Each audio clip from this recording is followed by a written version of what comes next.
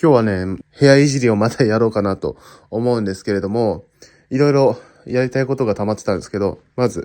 こいつですね。これ前使ってたデスクの天板なんですけど、これずーっとここに置いてある状態なんですけれども、ここに置いてあっても邪魔なので、これ、ベッドの、下のところに、これを敷こうっていう風に、もともとやろうと思ってたんですけど、めんどくさくて全然やってなかったっていうのがあるので、それやろうと思います。補強とかにもなるし、なので、このベッドの下に、これね、今ね、この、すのこだけで支えてるような感じなんですよ。ちょっと強度心配だったので、あれ足せばいいかなと思ったので、ちょっと、それをやろうと思います。よし、あともう一つちょっとやりたいことがあって、このデスクなんですけれども、デスクちょっとだけ移動したいなと思ってて、これね、180度向き変えて、椅子がね、なんて言えばいいかな。こっち側向いて作業できるようにしたいんですよね。なんでかっていうと、この向きだと窓が反対側にあるから逆光になって、逆光じゃないか、むしろ逆光の方がいいんですよね。後ろから光来る方がいいので、モニターの後ろから光が来た方が作業しやすいと思うんですけれども、今この椅子の後ろ、自分が座って自分の背中側から光が来るので、めっちゃモニター見づらいし、反射、映り込みもすごいんですよね。そしてね、こっち、見てる側がね、こう台所の方でちょっと暗いんですよね。なので、このデスクを180度、向き変えて、モニターの後ろに窓が来るみたいな感じにして、この向きで、椅子に座った時が、こんな景色になるという感じで、これだと、日が差してきても、モニター見えなくなったり、映り込みが激しくなったりとかしないし、景色が開放感ありますよね。こう、昼でも暗いところ見ながら作業してるんじゃなくて、この部屋全体とか、窓の外の景色とか、見たりとかしながら作業できるので、こっちの方が気持ちいいんじゃないかなと思って、ちょっとデスクの向きを変えようと思います。で、これデスク最近変えたじゃないですか。以前のデスクより、幅が狭くなったんですよ。幅っていうか奥行きかな。以前のやつは80センチあったんですけど、これ60センチなんですよ。以前のデスクで、こっち側に椅子がある、これからやろうと思ってる配置にすると、結構ね、狭くなっちゃったんですよね。ここの通路も狭くなったりとか、あと椅子のところもすごい狭くなってしまったりしたんですが、今回は20センチ、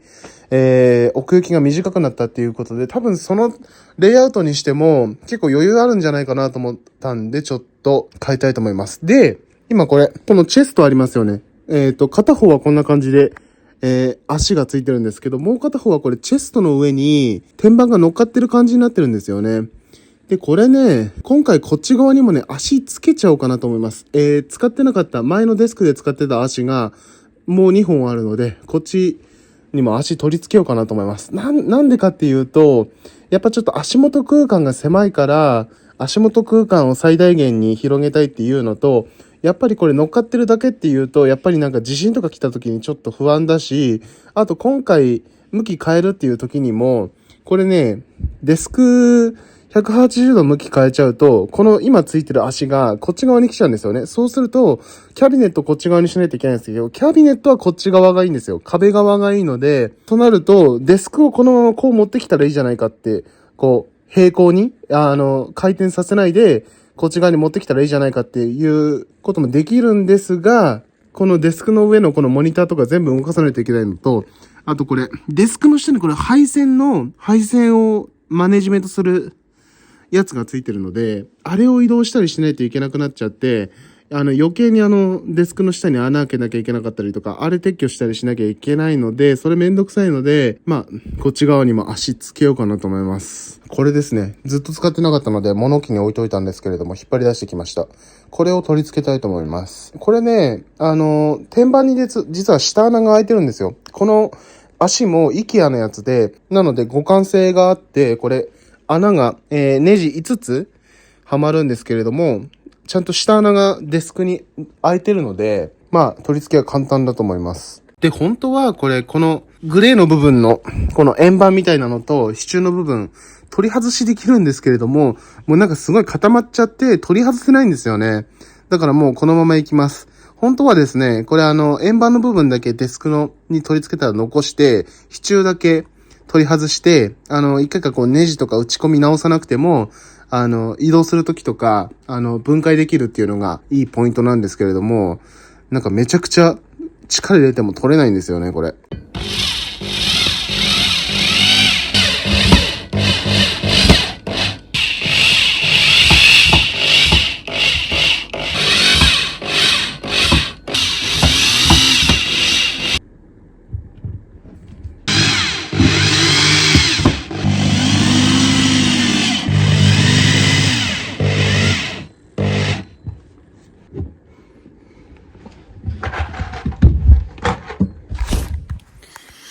OK。なんとか足取り付けました。よし、ちょっとコーヒー休憩です。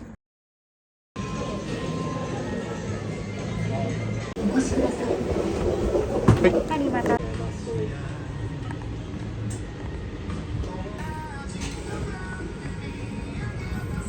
あ、うまそう。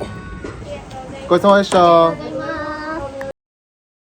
ということで、なんとか移動完了しました。さっき移動した時に、取り忘れちゃって、今、夜なんですけど、まあ、こんな感じになりましたね。やっぱ、この向きにして正解でした。ちょっとね、移動しただけでちょっとこの、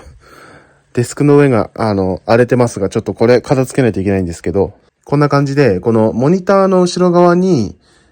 こう部屋というかこの窓が来るようになってますね。まあ今夜なんで暗いんですけれども、日中だとここが窓の外が明るいわけじゃないですか。だからモニターの後ろ側が明るくなるんですよね。そうするとモニターが見やすくなるんですよ。前まではこう、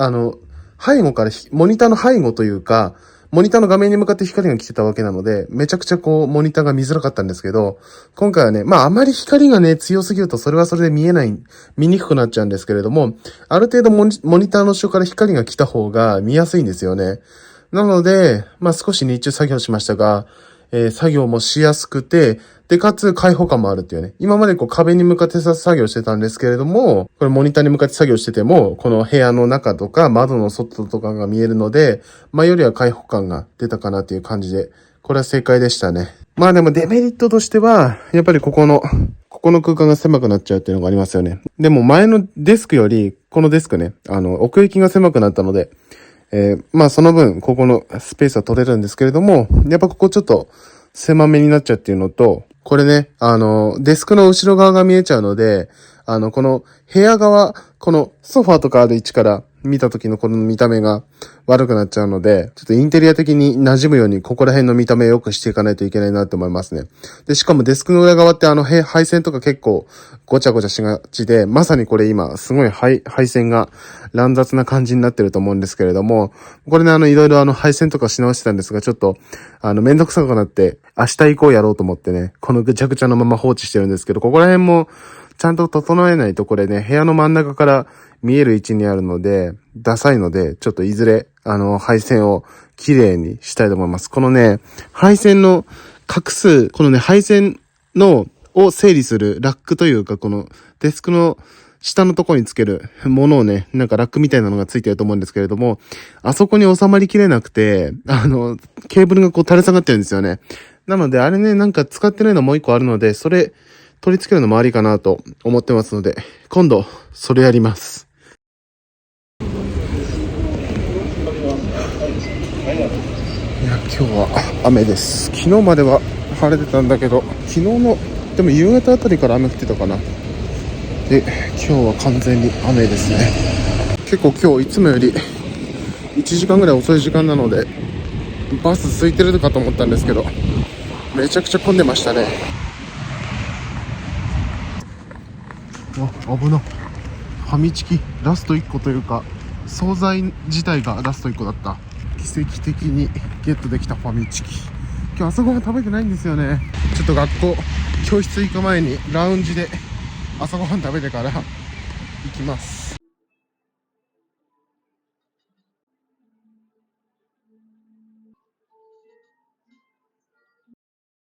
はい、ということで今3時くらい。今日は早めに終わって、今友達とパソコン部品とか見てて、で地下に行ってなんだっけ IC カードのチャージをしてきたとこです。今日ちょっと時間があるので、せっかくなので駅前で買い物して行こうかと思います。多分ここのエスカレーター上がると無印良品なんですよね。このダンジョンみたいな地下通路とか、もう最初仙台に来た頃は絶対に覚えられないだろうなと思ってたんですが、さすがに2年も住んでると覚えますね。はい、もう本当にここのエスカレーター無印直結っていうことで、無印の店内に出ます。あ、コーヒー豆あったな。なんか売り場が変わっただけか。いつものとこになかったから、もしかして販売終了しちゃったのかと思ったけど、普通にありました。よかったよかった。今友人がこっちに向かってきてくれるそうですね。ちょっとテスト、今日からテストがあって、自分はそのテストが早く終わったので、早めに学校から出てきたんですが、友人も終わったっていうことで、多分合流してすると思います。無印のスーツケース気になってるんですよね。なんかみんな無印のやつ使ってるし、今のスーツケースも本当に容量が小さすぎるのと壊れかけてるので、75リットル、このくらいの大きさだといいかもしれない。今のやつがこのくらいかな。あ、ちっちゃいと機内持ち込みができるんだな。何リットル？36か。そうすると倍ぐらいになるんだな。なるほど。ちょっと迷いどころ。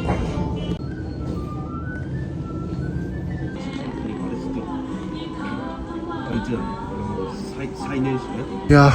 結局後友人と合流して、いろいろ買い物して、でそしたら違う友人とも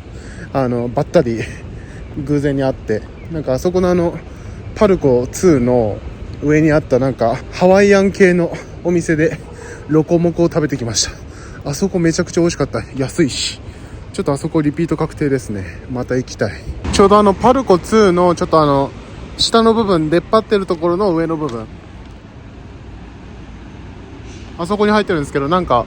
外にテラス席的なところがあって、夏あそこ来たいですね。あそこでビール飲んだら美味しそう。ロコモコとビールとか、あそこのテラス席で飲んだら絶対最高だと思いますよ。いや、また新たな場所を開拓しました。今日はバスで帰ります。朝めちゃくちゃ雨降っててね、午後になったら晴れてて、普通に自転車で来れたじゃんっていう感じなんですけれども、バスで帰ります。今めちゃくちゃ天気いいですよ。なんか今回結構離れた場所で降ろされた。さっき買い物で買ってきたものなんですけど、まずはこいつ、スタンダードプロダクツで買ってきた、これが、あれですね、台所とか油汚れ掃除する用のウェットシート。そしてこれが床拭く用の、ウェットシートですね。スタンダードプロダクツのやつ、今までダイソーのやつ使ってたんですけれどもね、一応元のメーカーは同じですけれども、スタンダードプロダクツのやつはどうかということでちょっと試してみようと思います。なんかね、気持ちスタンダードプロダクツの方がやっぱりなんか品質が高い気がするんですよね、ダイソーよりも。あと無印良品はこれですね、いつもの、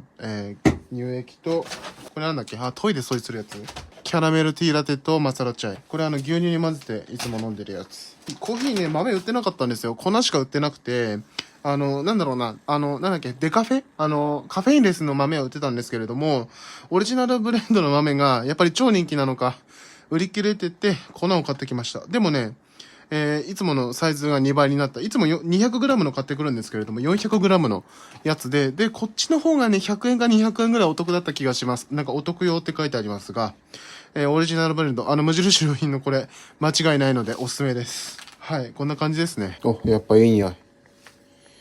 やっぱりね、豆より風味は落ちると思いますが、粉でも十分美味しいと思いますよ。これ今、プレミアプロで、動画編集してるんですけれども、これ動画のアスペクト比を、2160×4096 にしてるんですけれども、元の素材が 2160×3840 で撮ってるので、